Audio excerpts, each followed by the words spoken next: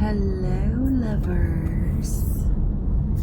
I feel very comfortable and confident in knowing that not a lot of people are going to watch my long form videos. I believe I can recreate my former success if I ever want to. I don't know who wouldn't want to be famous and make money for nothing. These videos are this is just record keeping. I took the evening off because of some general anxiety. I just wasn't feeling good. I don't know why. I made some major moves over the past couple of days. The sand is nice and flat because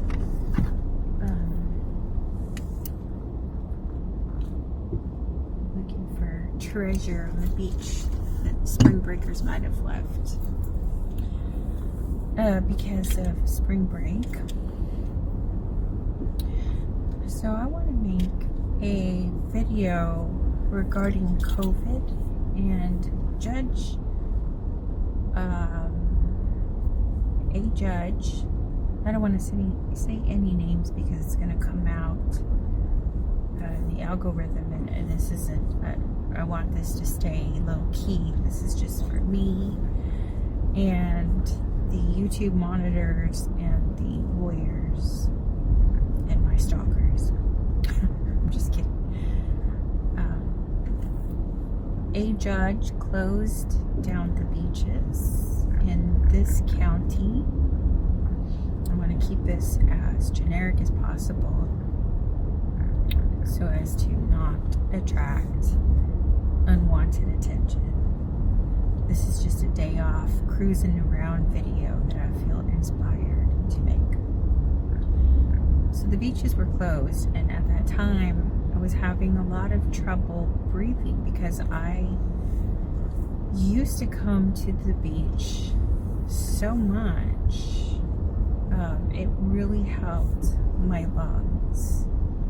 It got the mucus out. It opened up my airways. I needed it. I was used to it. I felt like I needed it. So we could not come to the beach. We could not walk on the beach. We could not park on the beach. We could not lie down in our cars, on the blankets, on lawn chairs. I don't remember the specifics, but maybe you could walk on it. I don't know. I don't remember. I don't think so. I don't think we could walk on the beach.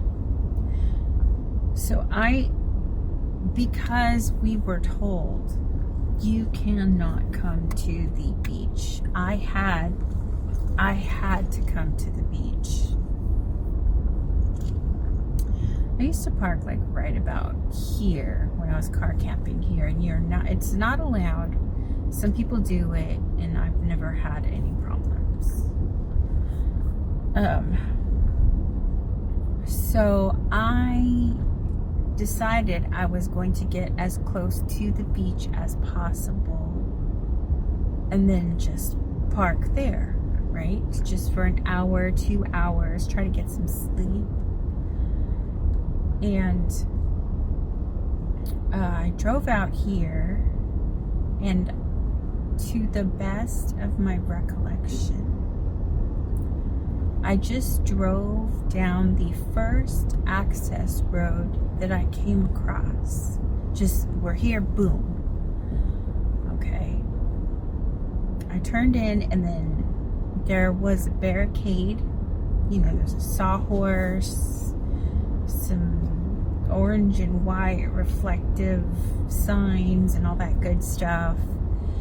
It is hereby posted that this beach is closed by the order of article number 123-456.789, you know, whatever. And it was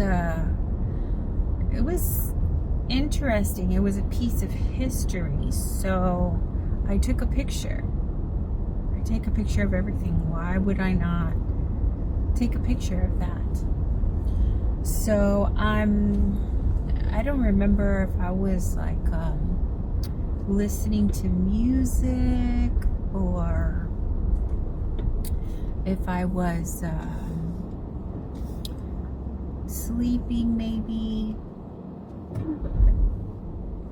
or I think I can have my headlights on. There's nobody out here.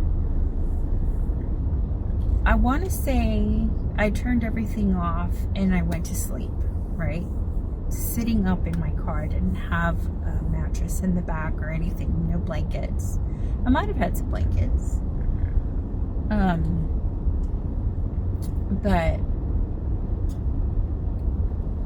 I woke up and I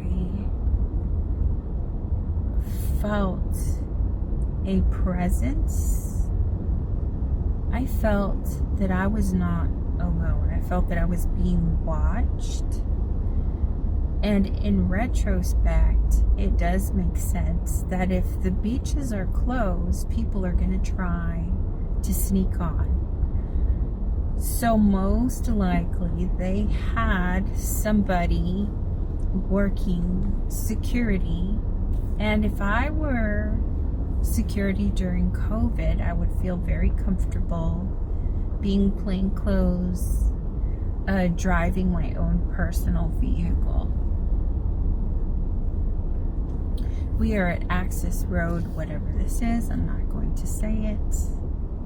Right there on the corner. That was also a favorite spot for me to park. Now listen carefully. This is the hubbub of drug and human trafficking. It's not an opinion. You know, have I ever seen any drug smuggling? No. Not that I'm aware of. I'm sure I have. Have I ever seen any drug trafficking? I'm sure it goes on right under my nose. But I tell you what I did see and what happened subsequently.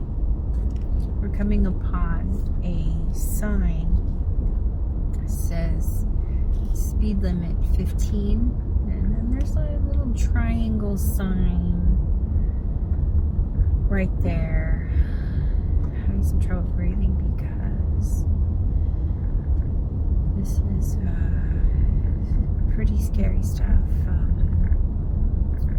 Now I want to preface this by saying I did not know what I was looking at. I want to say that metal is not naturally occurring on the shoreline. So I'm going to turn this around. And this is to the best of my recollection. If it was not this access road, it would be the next. But I remember just turning onto the first road. Okay, here's the three-way, two-way, what do you call that? The intersection. So I'm like this, and somewhere right here, this was all sand, right? Was this sand? Am I on the right road? Am I remembering correctly? So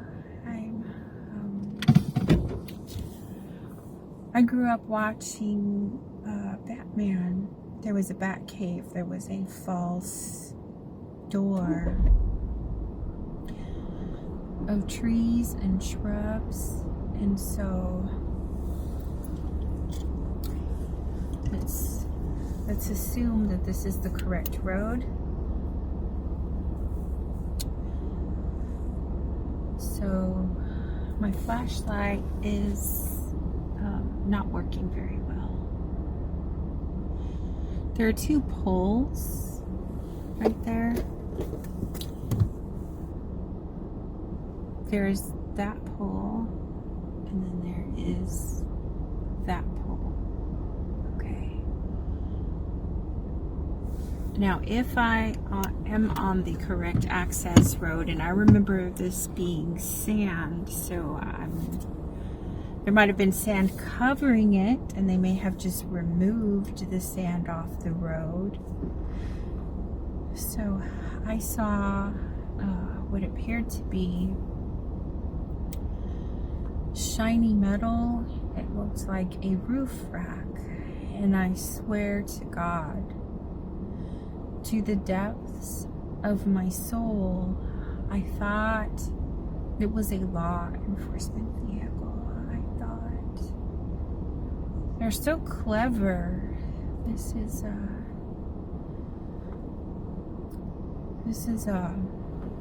you know, they're trying to catch smugglers, and they're parked here, right?